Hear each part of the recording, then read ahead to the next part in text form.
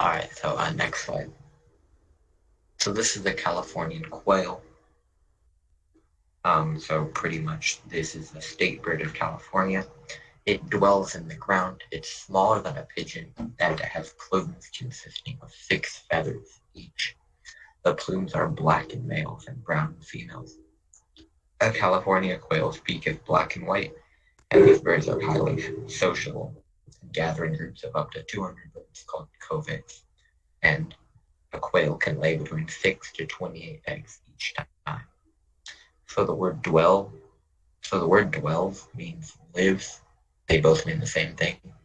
Plumes are just groupings of feathers. Sociable just means that they are very social and like interacting with each other. And coveys is just a name for groups of these birds. And next slide.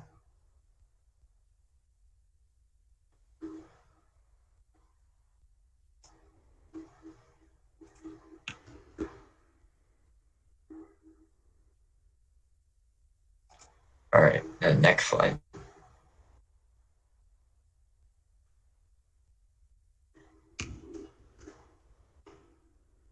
All right, so this is a San Francisco garter snake. This snake is sleek and shy and has red and blue stripes along its body. The snake preys mostly on the red-legged frogs, juvenile bullfrogs, and tree frogs, and it spends most of its time hunting in the swamps and freshwater ponds. And the population of garter snakes is estimated at 1,000 or even fewer, and it is considered an endangered species in California. So pretty much, sleek means smooth and glossy. Shy means timid and scared. And an endangered species simply means that species, there's very few of them left. Next slide.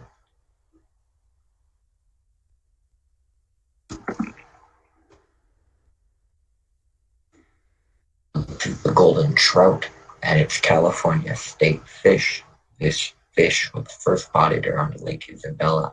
It thrives well in fast-flowing cold waters, and they prefer water temperatures of 58 to 62 degrees Fahrenheit.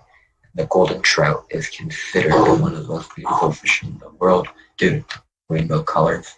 The fish has a red belly, green back, and white-orange fins, and it feeds on insects and tiny shrimps. So the word thrives means that it does well in. Prefer means that it chooses, and Fahrenheit is just a way of measuring temperature. Next slide.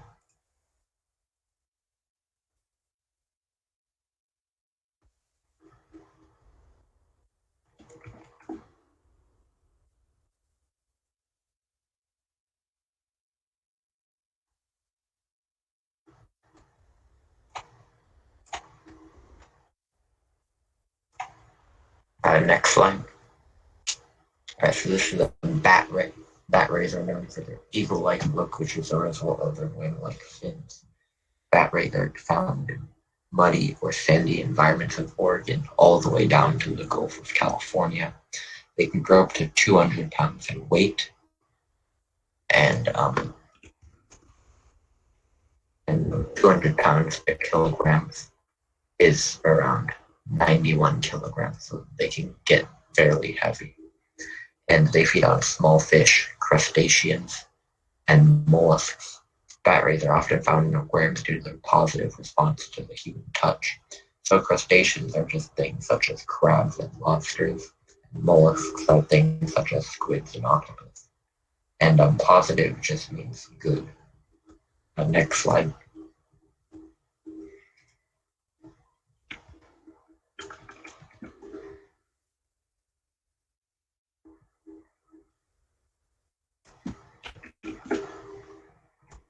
This is the golden beaver. The golden beaver is considered to be the largest rodent in North America. Golden beavers are good swimmers, and they may be found in streams, rivers, and ponds. They are herbivores. They are also nocturnal, which means that they sleep during the day and are mostly active at night. Beavers live in colonies, and a mature beaver can live up to 20 years in age. So a rodent is just something such as like a rat or a mouse, so they belong to the same family as rat and as rats and mice. A stream is just a small river. Herbivores means that they just eat mainly plants. Nocturnal means that they are active during the night and sleep during the day.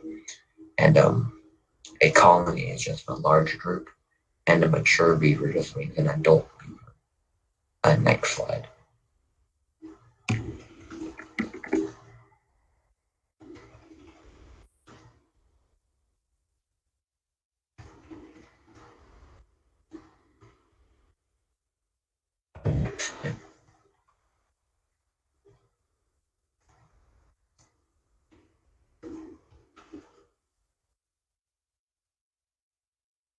Um,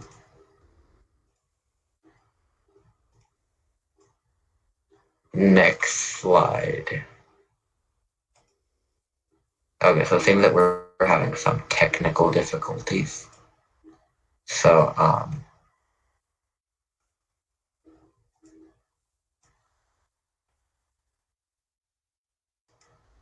yes, we're having technical difficulties. So, okay, actually, never mind. All right, so this is a luminous millipede.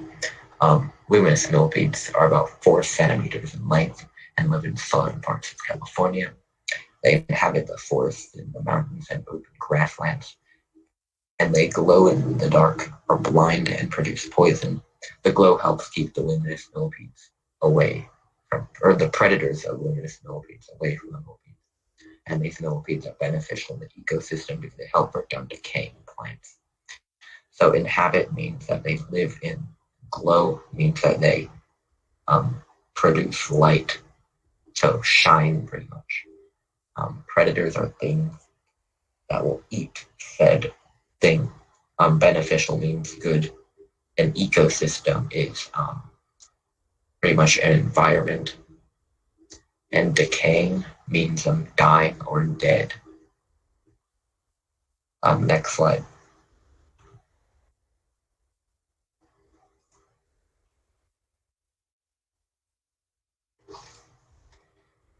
Next slide. Right, so this is the great white shark. They're also known as white sharks, and they are one of the ocean's primary predators. White sharks remain one of the least understood of the sea creatures. White sharks also play an important role in the marine ecosystem by feeding on seal and sea lion populations. The only real threats white sharks face are from humans and orcas, and great white sharks migrate from Mexico to California to look for colder waters and food. The primary means that they're one of the main predators or top predators. Marine just means relating to the ocean. Threats are things that are dangerous towards these great white sharks. An orca, also known as a killer whale, is a type of oceanic dolphin. And great white sharks migrate from Mexico to California to look for colder waters and food. Migrate just means that they move long distances. And next slide. So this is a Tule elk. They're the smallest species of elk that is endemic to California. The males weigh between 450 to 550 pounds, where the females weigh between 375 and 200 pounds, or 420 pounds.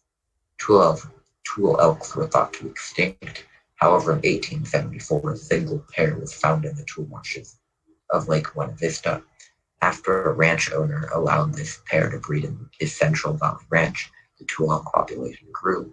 Tule elks are currently estimated to be about 4,000, and a population that descended from the two pairs. And they're currently confined in areas such as Point Reyes Seashore region in the Bay Area.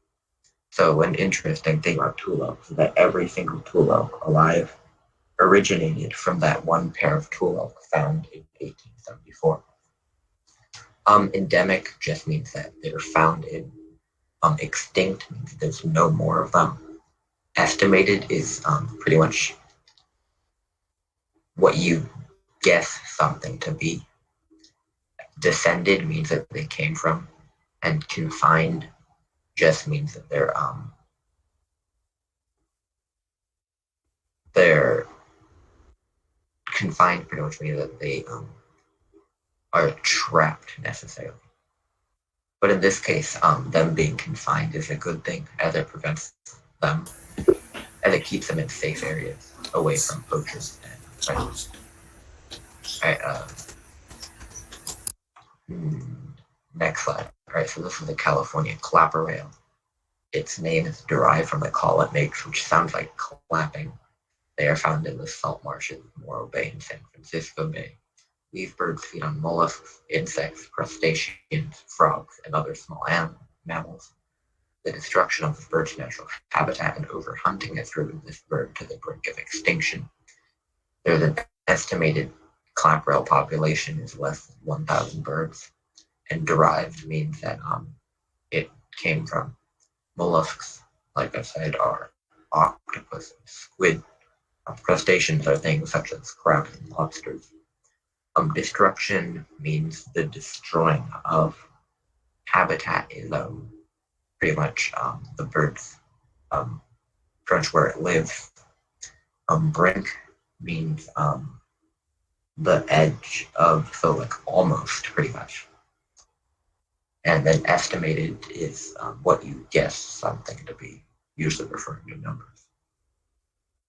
And yeah, that's it for the California animals.